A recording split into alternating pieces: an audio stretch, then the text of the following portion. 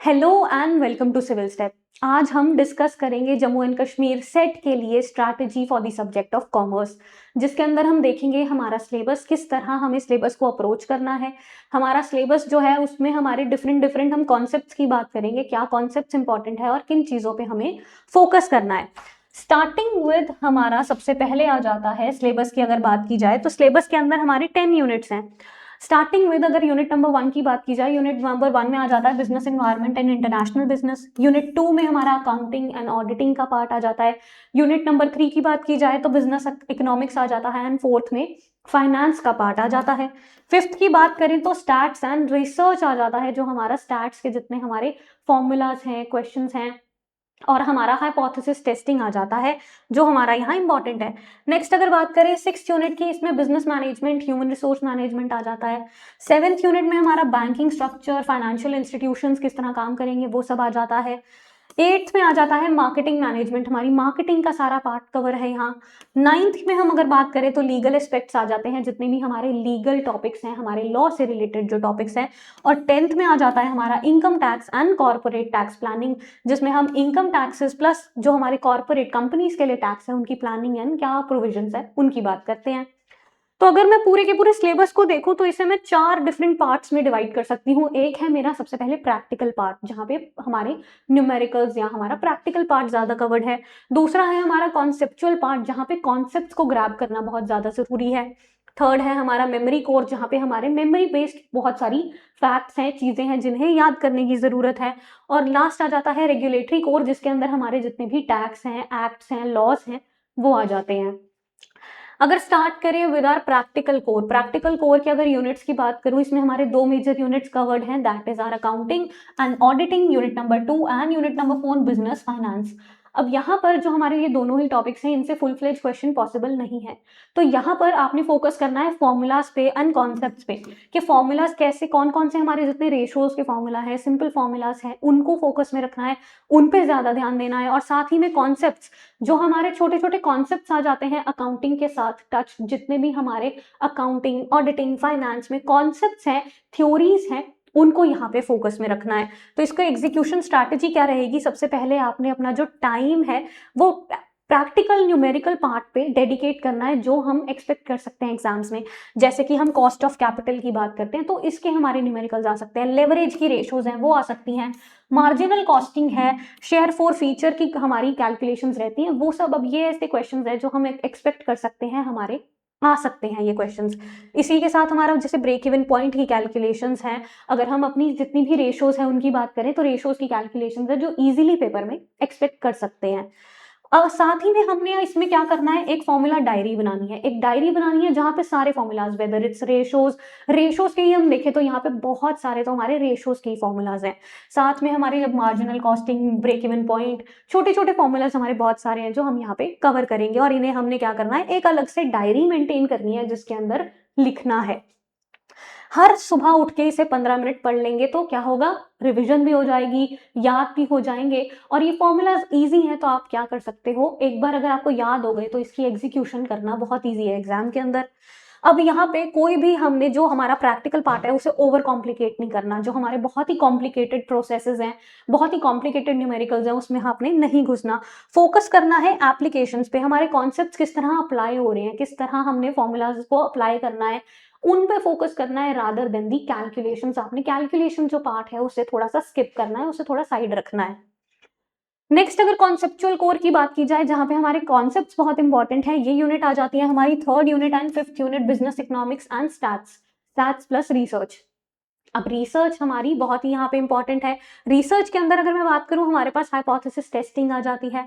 Economics की अगर हम बात करें यहाँ पर, अब जो ये दोनों ही यूनिट्स हैं इनसे हम ज्यादा एक्सपेक्ट करते हैं कि हमारे जो क्वेश्चंस होंगे वो असर्शन, रीजनिंग या स्टेटमेंट बेस्ड आएंगे, क्योंकि ये जो टॉपिक्स हैं ये कॉन्सेप्ट्स को टेस्ट करते हैं कि आप क्या अपने जो कॉन्सेप्ट्स हैं उनको रियल लाइफ में अप्लाई कर पा रहे हो। तो इसमें एग्जीक्यूशन के लिए क्या करना है, पहले तो ग्राफ पे बहुत फोकस करना है, जितने भी हमारे इकोनॉमिक्स के अंदर ग्राफ्स हैं, स्टैट्स में हमारे पास बहुत सारे डायग्राम्स हैं, तो उन पे बहुत फोकस करना है कि क्या डायग्राम क्या रिप्रेजेंट करता है, क्या शोकेस करता है, ताकि अगर आपको क्वेश्चंस आए regarding the shapes and regarding the calculations तो आप वहां से अपने ग्राफ को याद करके ही आंसर्स मार्क कर पाओ। साथ ही में आपने प्रॉपर्टी बेस्ड लर्निंग करनी है। यहाँ पे आपने जितनी भी मैथमेटिकल प्रॉपर्टीज हैं उनको याद करना है। अगर जैसे मैं स्टैट्स की बात करूँ, स्टैट्स के अंदर नॉर्मल डिस्ट्रीब्यूशन कर्व की बहुत सारी प्रॉपर्टीज हैं, उनको याद रखना है। इकोनॉमिक्स में अब हमारे बहुत सारे अजम्पशंस हैं, हमारे रूल्स हैं, हमारे बहुत सारे अब लॉज हैं, लॉ ऑफ वेरिएबल प्रोपोर्शन है, law of returns to scale है, हमारे लॉ ऑफ डिमांड है। तो ये हमारे आपने क्या करना है, इन पे फोकस करना है। आपकी प्रॉपर्टीज क्या है, चाहे वो एवरेज की हो, डिस्पर्जन की हो, प्रोबेबिलिटी डिस्ट्रीब्यूशन है, normal distribution again very important, ये टॉपिक्स में। एंड आपने इन पे फोकस करना है, प्रॉपर्टीज क्या है, क्या चीजें हैं जो हमारी छोटी छोटी हम जिन्हें पढ़ते हैं लेकिन मिस आउट कर देते हैं, उन पे ज्यादा फोकस करना है। साथ ही में ये ध्यान रखना है इसमें कि हाइपोथेसिस टेस्टिंग जितनी भी है, जितने भी हमें हाइपोथेसिस टेस्टिंग के पैरामेट्रिक टेस्ट हैं चाहे नॉन पैरामेट्रिक टेस्ट हैं, किसको कहाँ पर यूज करेंगे उनसे समझना है। हमें ये समझना है कि एक टेस्ट जो है वो किस चीज को हमें बताता है, किस चीज को कंपेयर करने में हेल्प करता है। कि इनकी मतलब हमने फोकस ही करना है पूरा का पूरा एप्लीकेशन पे, इकोनॉमिक्स हो या स्टैट्स हो या रिसर्च हो, किस तरह उसको अप्लाई करेंगे रियल लाइफ में, क्या कॉन्सेप्ट्स हैं, इन कॉन्सेप्ट्स को रियल लाइफ एप्लीकेशंस की हम यहाँ पे ज्यादा फोकस उन पे रखेंगे। नेक्स्ट आ जाते हैं मेमोरी कोर पे। मेमोरी कोर में हमारे सबसे ज्यादा यूनिट्स कवर्ड होते हैं क्योंकि हमारा ज्यादातर जो पार्ट है वो रट्टा मारने वाला है, लर्निंग वाला है। जहां पर अगर आप वैसे तो अगर आप जितने भी इनमें टॉपिक्स हैं उनको एक बार अच्छे से थॉरो स्टडी करोगे तो आपके कंप्लीट हो जाएंगे, आप उन्हें याद भी कर सकते हो। अब जहां से भी हमारे जितनी काफी सारी थ्योरीज आती हैं, काफी सारे हमारे छोटे छोटे वर्ड्स आते हैं जो हमें यहाँ पे याद करने हैं, इन्हें भी आपने अपनी फॉर्मूला डायरी के अंदर लिखते जाना है।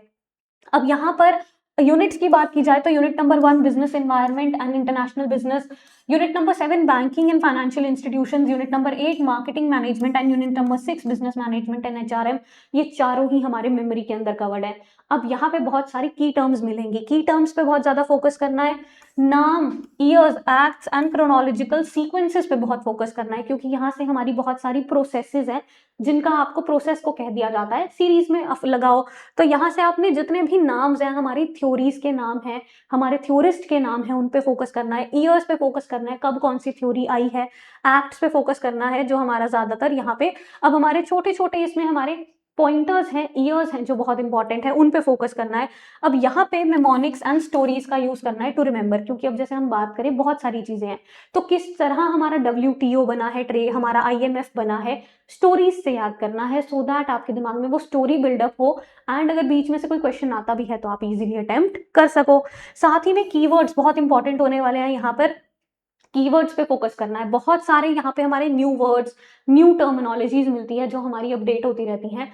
हमारी बहुत सारे छोटे छोटे टर्म्स हैं, green field, brown field investments हैं, उसके बाद हमारा ग्रीन मार्केटिंग आ जाता है। ऐसे बहुत सारी छोटी छोटी टर्म्स हैं जो हमारे एग्जाम्स के अंदर यूज की जाती हैं, जिनको यहाँ पे आपने ध्यान से पढ़ना है।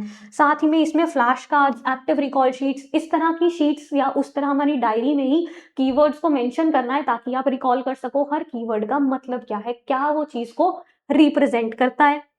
लास्ट आ जाता है रेगुलेटरी कोड, जिसके अंदर हमारे आ जाते हैं सारे के सारे एक्ट, सारे के सारे टैक्सेस, अब यहाँ लॉज, ये हमारे आ जाते हैं रेगुलेटरी कोड में। तो यहाँ हमारा 9th एंड 10th यूनिट आ जाता है, that is our law plus हमारी इनकम टैक्स। अब यहाँ पर आपने फोकस करना है लॉज पे और प्रोविजंस पे। यहाँ पे सेक्शंस पे हमारा फोकस होना चाहिए, ईयर्स पे फोकस होना चाहिए, वेरी इंपॉर्टेंट कि जितने भी हमारे एक्ट्स हैं उनके साल, उन पे फोकस होना चाहिए। साथ ही में अब हमारे जितने यहाँ सेक्शंस आ जाते हैं, हमारे मेजर जितने भी हमारे सेक्शंस हैं उन पे फोकस करना है, ये हमारा यहाँ पे फोकस पॉइंट रहेगा।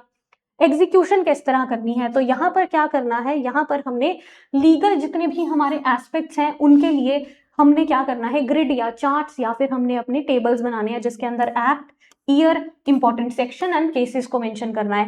एक्ट कौन सा है, किस साल में वो एक्ट आया, क्या क्या हमारे उसके अंदर इंपॉर्टेंट सेक्शंस हैं, क्या क्या हम इंपॉर्टेंट मेन कवर करते हैं, और अगर वहां से कोई हमारा इंपॉर्टेंट केस है तो केस ने क्या सोल्यूशन निकाला, उसका क्या हमारा रिजल्ट आया, वो चीजें हमें यहाँ पर याद करनी है।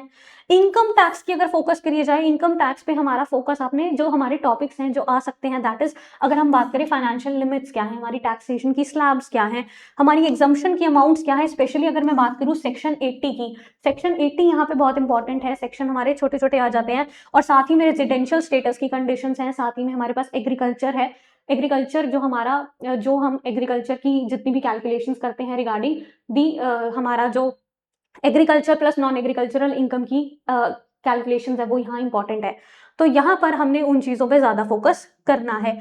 और साथ ही में लॉ में हमने उन कोर कॉन्सेप्ट्स पे फोकस करना है जहाँ पे अगेन कीवर्ड्स आते हैं। यहाँ पे अब हम जैसे देखते हैं, बात करते हैं कॉर्पोरेट वेल की, कैविएट एम्प्टर की। तो यहाँ पर इनके सेक्शंस क्या है, कहाँ से ये आए हैं, इनका ओरिजिन क्या है, मतलब क्या है, उन पे फोकस करना है, क्योंकि यहाँ पे हमारे ऐसे छोटे छोटे बहुत सारे कॉन्सेप्ट्स हैं जो कवर्ड किए जाते हैं। जैसे कि होल्डर इन ड्यू कोर्स है, वो क्या होता है, होल्डर इन ड्यू कोर्स के राइट्स क्या है, सेल और एग्रीमेंट टू सेल में फर्क क्या है। तो वो सारे कॉन्सेप्ट्स पे आपने फोकस करना है कि हाँ जी हाँ, इनके मतलब क्या है, वर्ड्स क्या है और इनके मतलब क्या है, प्लस ये कहाँ से आ रहे हैं, क्या ओरिजिन है, क्या इम्प्लाई करते हैं, उन पे फोकस करना है। अब यहाँ से आपके सारे यूनिट्स कवर हो जाएंगे। एंड इसी तरह आपने क्या करना है, अपने पूरे के पूरे जो सिलेबस है उसको कवर करना है, डिपेंडिंग अपॉन कि किस हमारे यूनिट के अंदर क्या चीज़ की बात है, और उसी चीज़ों पे, उन्हीं टॉपिक्स पे आपने फोकस करना है। जो आपकी स्ट्रैटेजी रहेगी वो टोटली इस चीज़ पे डिपेंड करती है कि आप अपने जो यूनिट है, जो पूरा सिलेबस है, उसको किस पर्सपेक्टिव से देखते हो। तो यहाँ पर अगर रेगुलेटरी बात हो रही है तो आपने सेक्शन पे ज़्यादा फोकस करना है, मेमोरी की बात है तो थ्योरीज पे ज़्यादा फोकस करना है, अगर हमारे कॉन्सेप्ट्स की बात है तो एप्लीकेशंस पे ज़्यादा फोकस करना है। And depending upon the unit आपने हर एक यूनिट को अपने तरीके से, जिस तरह उसे अप्रोच करना चाहिए, जिसमें इंपॉर्टेंट चीज़ें जो हैं उन्हीं पे फोकस करना है। I hope this video helps you out. All the best for your exam and bye bye.